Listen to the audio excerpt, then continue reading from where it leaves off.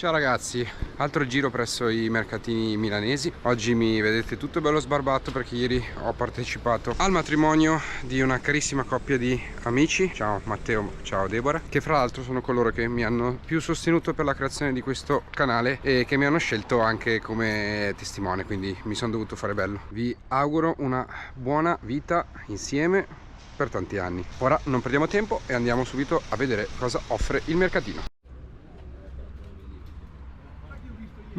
Questo è interessante, molto interessante. Palesemente cultura militare della seconda guerra. Infatti c'è un mortaio da 81 e un Brixia. E anche questo, sacchetti a terra e con un palese Adrian. Sembra essere un romanzo stampato nel 43, tema prima guerra. Mettoi Automatic. No vabbè, ma questo è bellissimo. È un Mauser recuperato da scavo. Qua dice seconda guerra ed effettivamente è corto e corto. Mauser è Mauser, quindi potrebbe essere lui. Bello bello. Io sicuramente sono un collezionista della prima più che della seconda, però questo è veramente un pezzo carino per come è stato fatto, anche per il dipinto, già incorniciato, e una roba carina da appendere in baita più che in casa. Provavo a chiedere il prezzo. Per il fucile volevano 100, secondo me è un po' tantino. Mi ha raccontato la storia che l'aveva trovato un signore in Trentino e aveva fatto il quadretto. Onestamente il fucile da scavo, un Mauser, lo trovate anche magari 30, 40, 50 euro, e il quadrettino però così incorniciato con quel bel disegno, cioè è molto carino, ma devi trovare un amatore. Questo è un Arditi, vero? Bravo. Mentre quello è uno Sturmstresser. Questo è paracadutisti italiani. Ah, ok. Seconda guerra. Ok. Che cos'è quindi questo qua?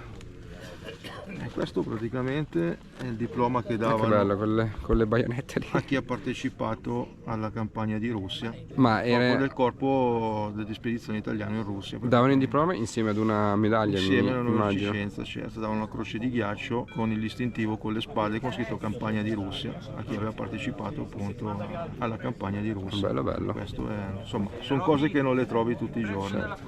Le date 23, 6, 18. Sono cartoline di prigionieri di guerra della Croce Rossa. C'è anche in cirillico, fra l'altro. Esatto, sono varie lingue anche. Per campi di prigionia Italiani internati in Austria. A questo punto devo ancora anch'io fare la ricerca. Bello bello. Il solito bussolone Trenchard. Questi sono i mortaretti dell'Allegria, venivano riempiti di polvere da sparo e poi attraverso questo foro venivano fatti saltare e facevano semplicemente un rumore per fare festa o per avvisare.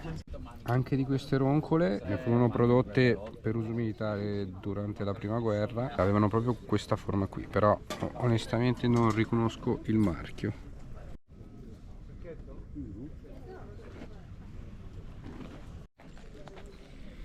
Ragazzi, che bestia, questo è sicuramente militare, credo tedesco, è completo nella sua cassetta, è una roba veramente grande. Un telemetro per calcolare la distanza con anche la sua mascherina. Della seconda guerra del 45, vediamo se trovo qualche informazione a riguardo.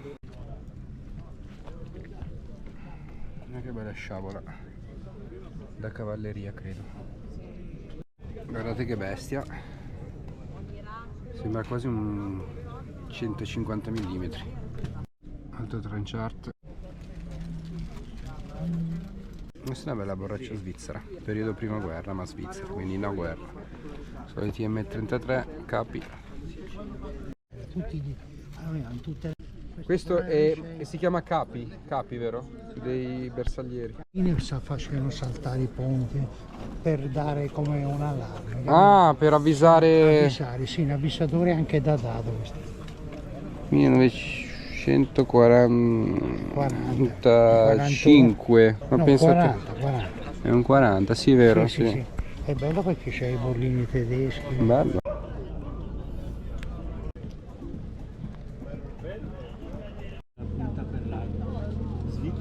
Questo qui è per la pulizia dei fucili ad avancarica? Sì, no, anche no, soprattutto l'altro. È un Beretta, c'è il marchio. Ah sì? Marchio Beretta. Ma per la pulizia Del fucile, della doppietta. Ah, proprio per la doppietta.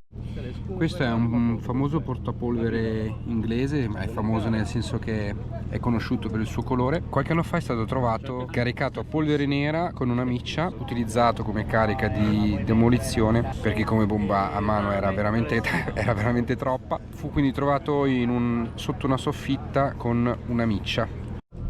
Invece ha capito questa qui che cos'è? La boraccina lì. Per me era da polvere.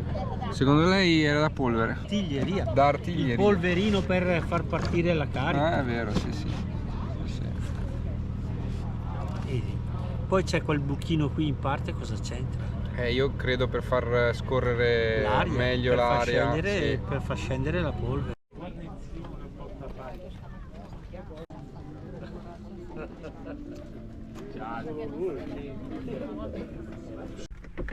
Mercatino finito, molto bella questa edizione, c'era un sacco di roba interessante. Io ovviamente non filmo tutto perché non sempre i proprietari vogliono che si filmi roba, non sempre i proprietari vogliono parlare alla telecamera anche se non li riprende in volto, oppure semplicemente sono preso dal guardare, valutare eccetera e mi dimentico di accendere la telecamera. Come al solito vi faccio vedere cosa ho comprato io, nulla di particolare ma roba che piace a me molto. Allora, per la modica cifra di 3 euro ho comprato questo bellissimo libro. Trattasi della campagna invernale del 1806-1807 in Polonia. Non conoscevo nemmeno di questa campagna. Libro stampato nel 1935. È carino perché ci sono delle belle mappe, delle immagini e raccontano un po' di roba, ma soprattutto è bello capire un po' la storia, capire come si sono svolti gli eventi. 3 euro si possono anche spendere.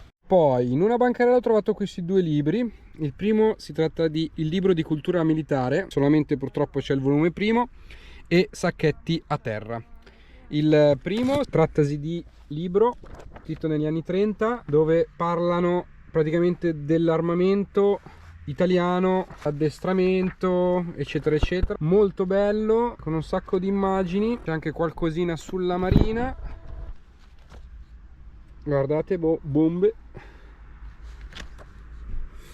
Mentre il secondo libro è un'opera di Piero Operti e si tratta di un romanzo ambientato nella prima guerra mondiale, scritto durante gli anni 30, e sebbene si tratti di un romanzo è stato scritto da un reduce della prima guerra, quindi parla di racconti di guerra reali e romanzati, ma comunque assolutamente verosimili, e non c'è cosa migliore per capire un po' cosa pensavano i soldati, cosa vivevano sotto le bombe, le loro gioie e i loro dolori. Per il romanzo mi avevano chiesto 10 e per questo libro di cultura militare 20. Io alla fine le ho fatto un'offerta di 20 per entrambi i libri. Generalmente non pago così tanto i libri, tranne quando trovo delle opere che mi attraggono particolarmente, altrimenti andavano pagati 5 euro massimo. Infine questi due libri, Libro del soldato, anche questo degli anni 30, e questa medaglia al valor militare, che in realtà è una medaglia da gagliardetto della prima guerra, mi sono stati regalati da un proprietario di una bancarella che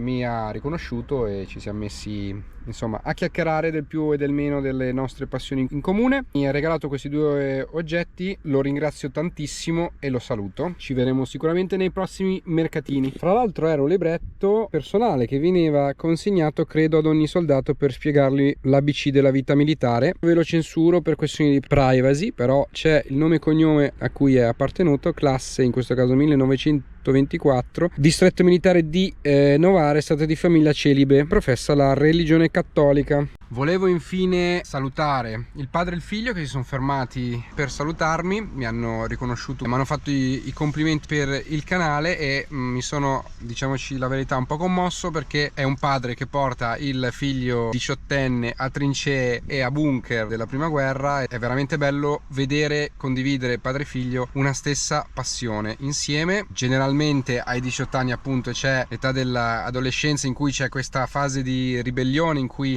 si rifiuta tutto ciò che fa il padre. In questo caso invece c'è una condivisione di passioni e di intenti ed è veramente bello. Saluto anche voi. Questo video finisce qui, noi ci vediamo alla prossima. Ciao ragazzi!